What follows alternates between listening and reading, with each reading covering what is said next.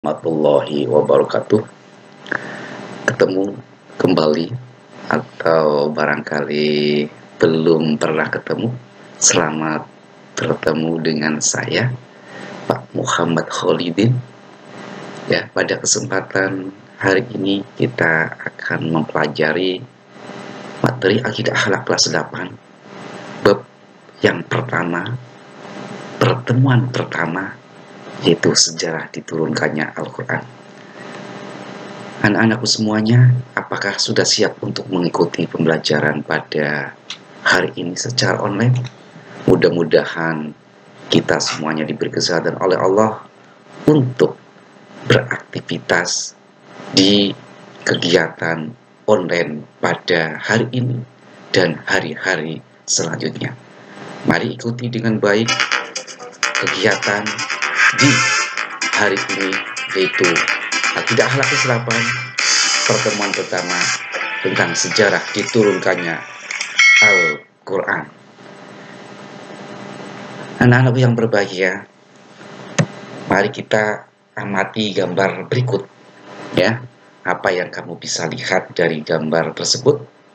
Ini ada Musa, yaitu hafid Al-Quran cilik di Indonesia yang menjuarai dunia di Mesir. Ini barangkali bisa menginspirasi kalian sebagai siswa MTS Jati Bogor, di mana MTS Jati Bogor tahun ini sudah ada mapel sebagai unggulan di MTS Jati Bogor, yaitu tahfidz Quran. Gambar yang kedua ada mushaf di Wonosobo. Ini terbesar yang ditulis tangan manusia tentunya. Oke, anak-anakku semuanya, apa itu Al-Quran? Saya harap kalian paham Al-Quran, karena Al-Quran adalah kitab umat Islam, pedoman hidup manusia agar bisa selamat dunia akhirat. Oke, langsung saja kepada materi intinya, yaitu sejarah diturunkannya Al-Quran. Dan ini ada gambar gua Hiro Al-Quran diturunkan oleh Allah Subhanahu wa Ta'ala kepada Nabi Muhammad Sallallahu Alaihi Wasallam dalam jangka waktu kurang lebih 23 tahun melalui perantaraan malaikat Jibril secara berangsur-angsur. Jadi Al-Quran yang kita ketahui saat ini, yang kalian miliki itu bukan ujug-ujug jatuh atau diturunkan sekaligus, tidak, tapi bertahap. Kapan itu dimulainya? Bahwa Al-Quran itu turun sejak bulan Ramadan, ketika Nabi Muhammad SAW tengah bertahanus menyendiri di gua Hiro. Terus yang terakhir Rasulullah menerima wahyu itu kapan? Rasulullah menerima wahyu ketika beliau itu melaksanakan haji wada. Oke, ini sejarah turunannya Al-Quran. Surat-surat dan ayat-ayat Al-Quran itu diturunkan secara bertahap kepada Nabi Muhammad. Ingat-ingat, secara bertahap, kurang lebih 23 tahun. Selanjutnya, bahwa setelah Rasulullah menerima wahyu, kemudian Nabi itu membacakan kepada para sahabatnya, selanjutnya para sahabat diperintahkan untuk mencatat ayat-ayat tersebut di atas kayu, pelepah kurma, di atas batu, tulang unta, dan lain sebagainya. Karena memang saat itu medianya yang ada itu bukan seperti sekarang. Kita berada di zaman yang luar biasa ini. Ada pulpen, ada kertas, buku, komputer, HP, dan itu media yang ada sekarang. Sangat bersyukur sekali kita berada di era yang luar biasa ini, tinggal bagaimana memanfaatkan media-media tersebut ya anak-anakku ya. Jadi kalian ini generasi penerus mesti semangat untuk selalu belajar ya. Ini para sahabat ketika zaman dulu saja bagaimana supaya Al-Quran itu bisa terawat, Rasulullah memerintahkan untuk dicatat, ditulis. Maka tentunya kalian jangan sampai males untuk menulis ya. Nah, selanjutnya para sahabat yang ditunjuk dan ditetapkan oleh Rasulullah Shallallahu Alaihi Wasallam sebagai pencatat wahyu itu siapa saja ya? Yang pertama ada Abu Bakar, sahabat Abu Bakar. Yang kedua sahabat Umar bin Khattab. Yang ketiga Utsman bin Affan. Yang keempat siapa? Ali bin Abi Thalib. Yang kelima siapa lagi? Tahu nggak? Yang kelima adalah Muawiyah. Yang keenam ada Zaid bin Thabit. Yang ketujuh Ubay bin Ka'ab. Yang kedelapan Khalid bin Walid. Dan yang kesembilan ada Thabit bin Qais. Itu para sahabat Rasulullah yang diperintahkan langsung oleh Rasulullah untuk mencatat wahyu yang diterima oleh Nabi. Paham ya? Coba itu ingat-ingat. Ada 9 sahabat yang diperintah atau ditunjuk oleh Rasul sebagai pencatat wahyu. Selanjutnya yaitu periodisasi turunnya Al-Quran. Para ulama ulumul Quran membagi sejarah turunnya Al-Quran dalam 2 periode. Yang pertama, periode sebelum hijrah. Dan yang kedua, periode sesudah hijriah. Nah, ayat-ayat yang turun pada periode pertama dinamai ayat-ayat Makkiyah. Dan ayat yang turun pada periode kedua dinamai ayat Madaniyah. Ya, jadi ada 2 periodisasi. Ya, periode pertama sebelum hijriah, yang kedua sesudah hijriah. Oke, lanjut. Periode yang pertama atau periode Makkiyah. Yang dimaksud periode Makkiyah atau periode Makkah yaitu ayat Al-Quran yang turun sebelum Nabi Muhammad SAW melakukan hijrah ke Madinah. Saya ulangi, periode Makkiyah atau periode Mekah yaitu ayat Al-Quran yang turun sebelum Nabi Muhammad melakukan hijrah ke Madinah. Berapa jumlahnya? Ada 86 surat. Diturunkan selama 12 tahun 5 bulan. Wahyu yang pertama turun pada tanggal 17 Ramadan 610 Masehi di Gua Hiro. Itu pada saat Nabi bertahanus. Nah, surat yang diterima adalah surat Al-Alaq ayat 1-5. Tentunya kalian hafal lah ya. Mari kita baca bersama-sama. Kalian bisa menyimak di HP Anda atau di buku kalian untuk membaca bersama ayat 1-5 surat Al-Alaq. Bismillahirrahmanirrahim. Iqra bismi rabbikal ladzi khalaq. Khalaqal insana min 'alaq. Iqra wa rabbukal akramul ladzi 'allama bil qalam. 'Allamal insana ma lam ya'lam. Artinya, bacalah dengan menyebut nama Tuhanmu yang menciptakan. Dia telah menciptakan manusia dari segumpal darah. Bacalah, dan Tuhanmu lah yang maha pemurah, yang mengajar manusia dengan perantara kalam. Dia mengajar kepada manusia apa yang tidak diketahuinya. Nah, ada 3 hal pokok reaksi di kalangan masyarakat Arab pada periode Makkiyah. Jadi Rasulullah mendapatkan wahyu mengajarkan isi Al-Quran kepada masyarakat Arab di Mekah, tentunya ada reaksinya. Ya, apalagi hal baru mungkin bagi masyarakat Arab saat itu. 3 hal pokok reaksi di kalangan masyarakat Arab pada periode Mekah. Yang pertama, itu ada segolongan kecil dari mereka menerima dengan baik ajaran-ajaran Al-Quran. Ya, sebagian kecil menerimanya.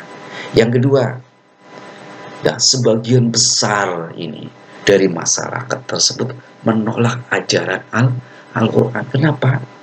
Karena ketidaktahuan mereka, ya, kebodohan mereka, sehingga menolak. Yang berikutnya alasan mereka, keteguhan mempertahankan adat istiadat tradisi nenek moyangnya. Jadi mereka berpegang teguh. Ketika ini ada ajaran baru, mereka pun mempertahankan ajaran yang lama. Ya, jadi mereka menolak apa yang disampaikan oleh Rasulullah, atau karena adanya maksud-maksud tertentu dari satu golongan, ya, yang digambarkan oleh Abu Sufyan. Kalau sekiranya Bani Hashim memperoleh kemuliaan nubuwah, kemuliaan apalagi yang tinggal untuk kami. Nah, itu alasan mereka kenapa menolak ajaran Al-Quran. Nah, 3 pokok yang terakhir, bahwa dakwah Al-Quran mulai melebar melampaui perbatasan Makkah, ya, melampaui perbatasan Makkah menuju daerah-daerah sekitarnya. Jadi tentunya setiap ajaran ada dampaknya. Nah, ini dampak atau reaksi, ya, reaksinya masyarakat Mekah pada saat itu. Next, perhatikan berikutnya adalah periode Madinah. Apa sih periode Madinah? Periode Madaniyah, ya, yaitu ayat Al-Quran yang diturunkan sesudah Nabi Muhammad SAW melakukan hijrah ke Madinah. Berapa surat yang diturunkan di Madinah? 28 surat. Turunnya berapa lama? 9 tahun 9 bulan. Nah, selama masa periode ini, dakwah Al-Quran telah dapat mewujudkan suatu prestasi besar. Kenapa? Karena penganut-penganutnya telah dapat hidup bebas, melaksanakan ajaran-ajaran agama di Yasrib, ya, yang kemudian diberi nama Al-Madinah Al-Munawwarah. Ya, ini periode Madaniyah. Nah, dan terakhir Rasulullah menerima wahyu, ya, yang diturun kepada Nabi Muhammad adalah surat Al-Maidah ayat 3. Ini ada potongan ayatnya, kalian bisa lihat, ya. Kita bisa baca bersama-sama. Bismillahirrahmanirrahim. Al-yawma akmaltu lakum dinakum wa ajmantu alaikum ni'mati wa raditu lakumul Islam dina. Faman idtarra fi mahmasatin ghairu mutajanifin ismi fa innallaha ghafurur rahim. Pada hari ini telah kusempurnakan untuk kamu agamamu dan telah kucukupkan bagimu nikmatku, dan telah kuridhoi Islam itu jadi agamamu. Jadi ini ayat Al-Maidah ayat 3 yang terakhir diturunkan kepada Nabi Muhammad ketika saat atau melakukan haji wada. Ya. Untuk selanjutnya yaitu sejarah pembukuan Al-Qur'an. Yang pertama, sejarah pembukuan Al-Qur'an yaitu pada masa Rasulullah.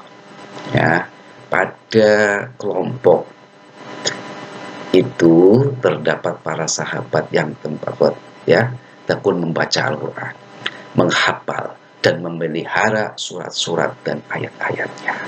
Mereka inilah yang kemudian dikenal dengan sebutan Al-Qurra. Ya, Al-Qurra. Ayat-ayat yang diturunkan secara bertahap, ditulis pada papan-papan, kulit domba atau pelepah kurma, dan dihafalnya. Jadi itu yang dilakukan Al-Qur'an ya pada masa Rasulullah. Jadi para sahabat sangat tekun membaca Al-Qur'an, dihafalkan.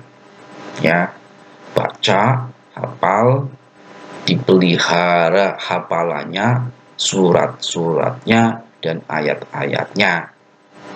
Ya. Mereka ini yang kemudian dikenal dengan sebutan Al-Qurra, para sahabat yang hafal membaca Al-Qur'an. Al-Qur'an ini. Nah, selanjutnya setelah periode Rasulullah, yang kedua adalah Al-Qur'an pada masa Khulafaur Rasyidin. Nah, setelah 1 tahun sesudah Rasulullah wafat, pecah peperangan Yamamah yang merebut korban 70 orang Quraisy. Pada waktu itu Khalifah berpikir untuk menghimpun surat-surat dan ayat-ayat Al-Qur'an dalam satu mushaf, karena khawatir akan terjadi perang lagi, serta khawatir akan punahnya para Quraisy dan hilangnya Al-Qur'an karena kematian mereka. Jadi baru terpikir setelah Rasulullah tidak ada, ya, para sahabat karena sumber utamanya tidak ada, mereka mengandalkan bacaan ya dan hafalannya, sedangkan ketika melakukan peperangan para Al-Qurra ini, ya, orang-orang yang hafal membaca Al-Qur'an ini